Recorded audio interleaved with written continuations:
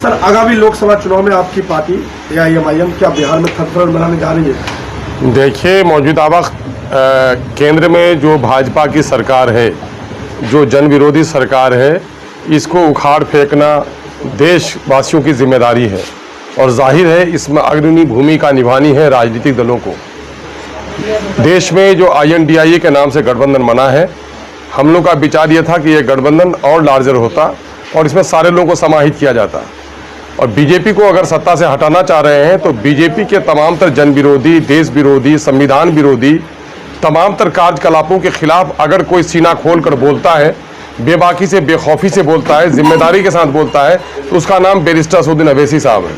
और बैरिस्टर असदुद्दीन अवैसी साहब को कोई भी गठबंधन में लेने के लिए तैयार नहीं है, तो जाहिर है कि ये लोग हितैषी नहीं हैं दलितों के और अक़लियतों के। ऐसी स्थिति में अब तीसरा विकल्प बनाना हमारी मजबूरी हो गई है। यही वजह है कि बिहार के स्तर पर हम प्रयासरत हैं कि हम तीसरा विकल्प तैयार करें और देश के स्तर पर हमारे नेता इसके लिए प्रयासरत हैं कि हम तीसरा विकल्प बने और हम लाइक माइंडेड लोगों को लेकर के हम अब आगे बढ़ें। और अगर सेकुलर वोटों का बिखराव होता है तो मैं बहुत सारे सेकुलर वोटों के दावेदार और उनके बहुत सारे इंटेलेक्चुअल्स को मैं ये संदेश देना चाहता हूँ कि आखिर ये देखिए कि मुस्लिम विरोधी और दलित विरोधी कौन सी ऐसी पॉलिसी है कि दलितों और अक़लियतों के वोट चाहिए इनको, लेकिन लीडरशिप में इनको हिस्सेदारी नहीं चाहिए। आप आंखें खोल कर देखिए, और अगर सेकुलर वोटों का बिखराव हो रहा है तो उसकी जिम्मेदार कहीं न कहीं ये बड़े घटक दल होंगे जो दलितों को और अक़लियतों को अपने साथ समाहित नहीं करना चाहते हैं। यही वजह है कि हमारी मजबूरी है कि हम तीसरे राह को निकालें। सर, इस फ्रंट में मुकेश सैनी या पप्पू यादव के बारे में ऐसी खबरें आ रही है, देखिए पहल कर रहे हैं तीनों पार्टी मिलकर के। देखिए, पहल का एक सिलसिला जारी है। मामला ये है कि लाइक माइंडेड, समान विचारधारा के जो लोग हैं, तो समान विचारधारा के लोगों को जोड़ना, समाहित करना, ये तो समय की जिम्मेदारी है। इसलिए बात चल रही है, लेकिन कोई भी बात अभी कहना क़ाबिल अज़्ज़्त होगा। जब तक हमारा प्रयास सफल नहीं हो जाता, लोगों से हमारी फाइनल बात नहीं हो जाती है, तो तब तक हम इस मामले में भी कुछ नहीं कह सकते। प्रयास जारी है। सर, बात करेंगे आपके लोकसभा लोगों को साथ देना है। आप जिन लोगों का नाम ले रहे हैं, ऐसे लोगों को अपने गिरबान में झांक कर देखने बोलिए। दफा 370 को कलअदम करार दिया गया, ये लोग किसके साथ खड़े थे? बाबरी मस्जिद टूटी तो एक जुमला इसका नेता नहीं बोला। जब गुजरात में दंगा हुआ, रेल की वजह से दंगा हुआ, तो नीतीश कुमार जी ने उस वक्त वहां पर इंक्वायरी नहीं करवाई। सबसे पहले नीतीश कुमार जी ने न्योता दिया कि मोदी को प्रधानमंत्री बनना चाहिए, है ना। NRC में किसके पास खड़े थे? तलाक बिल में किसके साथ खड़े थे? बिहार में और दिल्ली में मिलाकर लगभग 30 साल का उनका बीजेपी के साथ रिश्ता किस चीज़ का संकेत है? ये भूल जाते, उनके लोग बोलते हैं और आप लोग जवाब नहीं दे पाते हैं, है ना। मैं कह रहा हूं कि शर्म और गैरत होनी चाहिए उन लोगों को जो लोग बीजेपी के साथ मिलकर हुकूमत किए हो और वो दूसरे लोगों को बीजेपी का एजेंट कहें। अवाम, किशनगंज की अवाम धूल चटाएगी ऐसे लोगों को। अवाम इतनी नादान नहीं है, ये खुले आंखों से देख रही है। वोट किसी की बपोती नहीं है, वोट किसी बड़ी पार्टियों की जागीर नहीं है, लोग किसी के रैयत नहीं है। हमारे बाप दादाओं ने वो क्या सादा लोग थे बेचारे, सरकार बनाएंगे, सरकार बनाएंगे, सरकार बना लिया, पुल नहीं बन सका। सरकार बना लिया, स्कूल नहीं बन सका। सरकार बना लिया, हमारा हॉस्पिटल नहीं बन सका, रोजगार के कोई मौके नहीं बन सके। इसी सरकार बनाने के खौफ ने तो हमको कंगाल कर दिया है।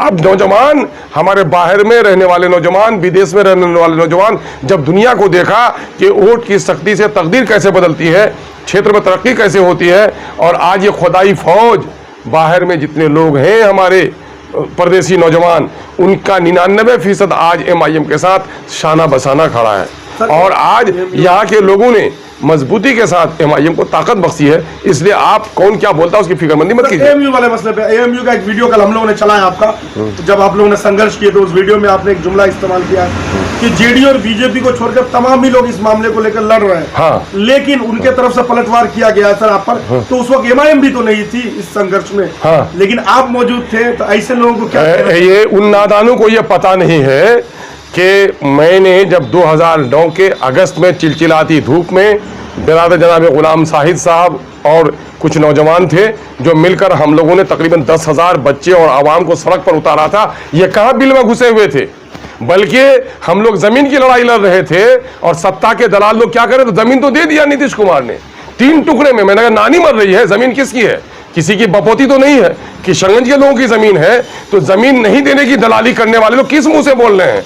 और उस वक्त यही बात हुई थी जब किशनगंज एजुकेशन मूवमेंट के जरिए से यहां पर मामला चला, तो उस वक्त अख्तरुल ईमान ने ही प्रस्ताव रखा कि भाई पार्टी के झंडे को समेट लो।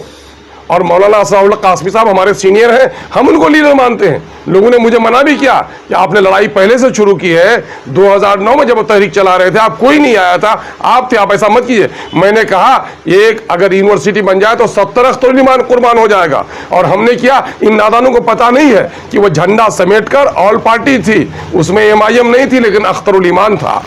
तुम कहाँ थे? नदी में डुबकी लगाने से और चीफ मिनिस्टर के यहाँ जाके फोटो ले लेने से, ताजमहल के सामने फोटो ले लेने से ताजमहल किसी की मीरास नहीं हो जाती। और डुबकी लगाने से, पत्थर उठाने से MIM का कोई मसीहा, क्या कहते हैं, AMU का कोई मसीहा नहीं हो जाता। AMU के लिए जो लड़ाई लड़ी गई है वो तारीख शाहिद है।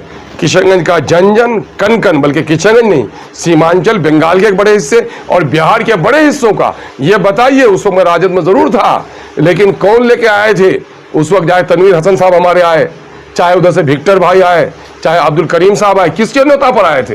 पता है इन लोगों को, है ना? आलोक मेहता जी थे उस वक्त, उस जमाने में आए। यकीनन मैं राजद था तो मैंने अगुवाई की। यही नहीं बल्कि असेंबली में फाइनेंस बिल के मौके से भी, असेंबली में एजुकेशन बिल के मौके से भी, असेंबली में जब रेवेन्यू का मामला आया उस वक्त भी मैंने पार्टी में लॉबिंग की और मैंने वर्कआउट कराया था MIM के AMU के नाम से। तो ये नादानों को बेचारे क्या जाने। सर, लोगों का एक सवाल है कि अगर आप कामयाब हो जाते हैं लोकसभा 2024 में, हाँ। तो क्या AMU को बनाने में फिर वही बहाना तो नहीं होगी सरकार वाली जुमला?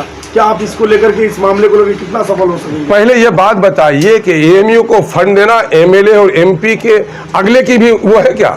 MLA और MP आपका वकील है, आपके मसाइल का वकील है। आपने देखा इन पार्टियों का जुल्म। हजरत मौलाना असराउल्लाह कासमी साहब को अल्लाह गरीक़ रहमत करे, उसको यहाँ के अक़लियतों ने, दलितों ने वोट देकर जिताया था। लेकिन जब तलाक बिल की पेशी हुई उसकी पार्टी ने बोलने की इजाज़त नहीं दी। नेता हमारा, वोट हमारा, और इजाज़त नहीं दी। लेकिन अगर आपका अख्तरुल ईमान आप इस खादिम को देते हैं तो किसी के बाप की मजाल नहीं होगी कि अख्तरुल ईमान के लब को सी सके। हम आपके वकील हैं, वकालत मजबूती से करेंगे, फ़र्ज निभाएंगे। मैंने कभी वादा नहीं किया, न मैंने सड़क का, न पुल का, न पुलिये का वादा किया। मैंने एक ही वादा शुरू दिन से किया है, जिला परिषद के ज़माने से आज तक, कि आपने अगर मुझे मौका दिया तो मैं अपना फ़र्ज निभाऊंगा। MIM अपने फ़र्ज को बहुत खूबी अंजाम देती है। बैरिस्टर असदुद्दीन अवैसी साहब ने जिस तरह से पूरे मुल्क के दरमियान में मजलूमों की, मखूरों की, महरूमों की आवाज़ उठाई है, और जिस तरह से जहाँ उसकी ताकत चली है, अक़लियतों को जो फ़ायदा पहुँचाया है, वो खुली आंखों के लिए वो काफ़ी है, वरना नाबीना के लिए तो दोपहर में भी अंधेरा है।